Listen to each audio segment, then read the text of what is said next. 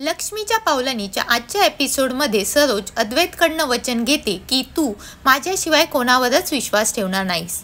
इकडे आजोबा सरोजला फोन करून म्हणतात की कलाने उपवास पकडला आहे तर तूही मंदिरात गेलं पाहिजे पुढच्या 1 तासामध्ये। पण सरोजला भीती असते की जर मी बाहेर गेले तर कला येऊन अद्वैतशी बोलेल आणि सगळं सांगेन, तर ती गेल्याशिवाय मी जाणार नाही। आणि ती पाहते की कला ऑफिसमधनं बाहेर पडते, त्याच पाठोपाठ सरोजही बाहेर पडते।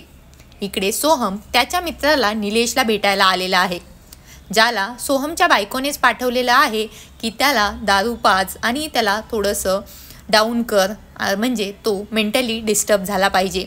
इकडे निलेश येऊन तोच करण्याचा प्रयत्न करतो, सोहमला त्याच्या भूतकाळाबद्दल बोलतो, ज्याचं त्याच्या अगोदर कलाच्या बहिणीसोबत प्रेम होतं त्याबद्दल तो बोलतो आणि गावामध्ये सगळ्यांनाच माहिती असल्याबद्दल सांगतो आणि म्हणतो की तुझ्या बायकोवरती खरंच प्रेम आहे का।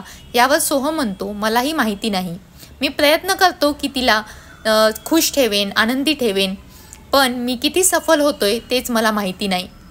इकडे याचाच तो निलेश फायदा घेतो आणि त्याला दारू पाजण्याचा प्रयत्न करतो, कारण तो सगळं मन मोकळं करून निलेशला सांगत असतो आणि हेच त्याला हवं असतं की तो या सगळ्यामध्ये गुरफटला गेला पाहिजे आणि तो प्लॅनमध्ये सक्सेसफुल होत असतो। तो त्याला सांगतो की मी आणखीनही माझ्या बायकोला न सांगता इथे आलेलो आहे आणि हे चुकीचं आहे आणि मला घरी गेलं पाहिजे। तर निलेश त्याला दारू देत असतो आणि म्हणतो तू तर अगोदर पीत होतास ना, मग काय प्रॉब्लेम आहे। यावर सोहम सांगतो की मी फक्त माझ्या भावांसोबत पितो, असं बाहेर इकडे कोणासोबतही पित नाही आणि मी माझ्या बायकोला सांगितलेलंही नाही आहे की मी कुठे आलेलो आहे, त्यामुळे मला घरी गेलं पाहिजे आणि पिलं नाही पाहिजे।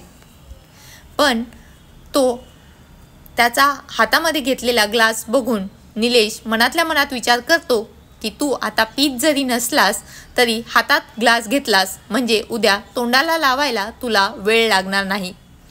सोहम त्याचा निरोप घेऊन तिथून बाहेर जातो आणि निलेश त्याच्या प्लॅनमध्ये सक्सेसफुल झाल्यामुळे आनंदी झालेला असतो। इकडे कलाची आई अंगणात बसलेली असताना तिच्याकडे एक जोगतीन येते जोगवा मागायला। कलाची आई लगबगीने उठते आणि जोगतिनीच्या पाया पडते आणि घरामध्ये जाऊन तिच्यासाठी तांदूळ घेऊन येते।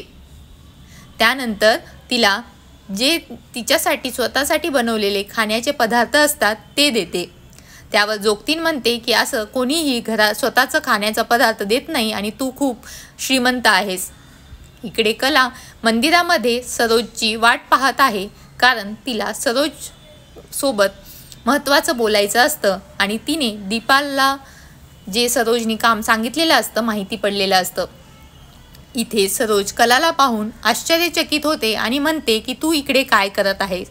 त्यावर कला सांगते की तुम्हाला इकडे आजोबांनी माझ्याच सांगण्यावरनं पाठवलेलं आहे आणि मला बोलायचं आहे तुमच्याशी, तर मी इकडे तिकडे फिरव न करता तुम्हाला स्पष्टच विचारते, तुमचा माझ्यावरती इतका राग आहे की त्या रागापोटी तुम्ही त्या हिऱ्यांची जी मी चेकिंग करणार होते ती न करू देता तुम्ही दीपाला फोन केलात आणि मला खाली बोलवायला सांगितलं, पण तुम्ही माझ्या रागामध्ये एवढंही विसरलात की त्यामुळे जो मनस्ताप सहन करावा लागणार आहे तो तुमच्या मुलाला म्हणजेच अद्वैतलाच करावा लागणार आहे।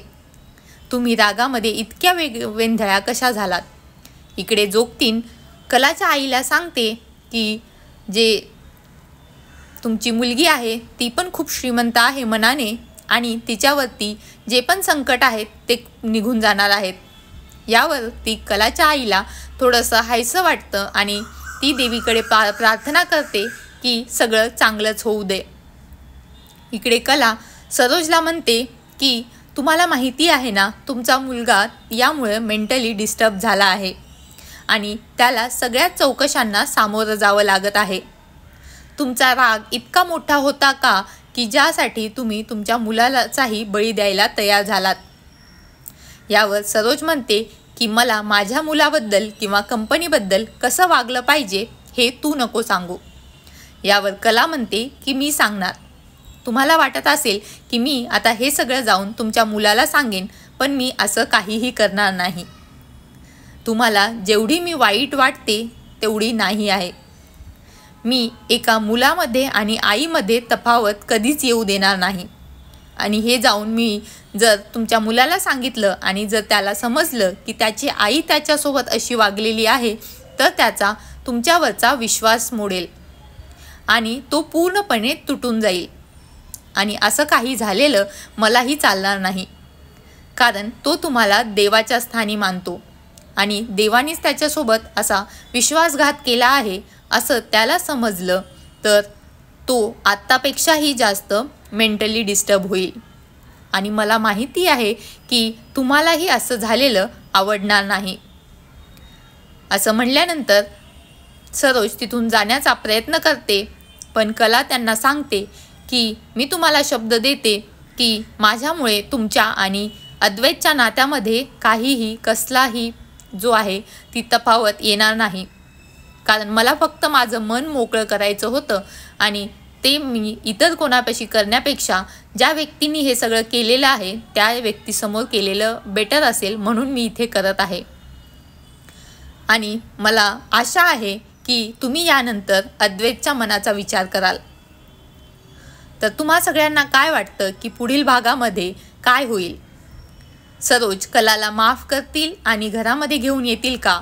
तिच्यासोबत खोटं बोलण्याचं जे ते नाटक करत आहेत ते चांगलं खरोखरीच बोलतील का? तिला आणखीन एक संधी देतील का? त्या अद्वैतचं मन राखतील का? पाहूयात मग. Subscribe to my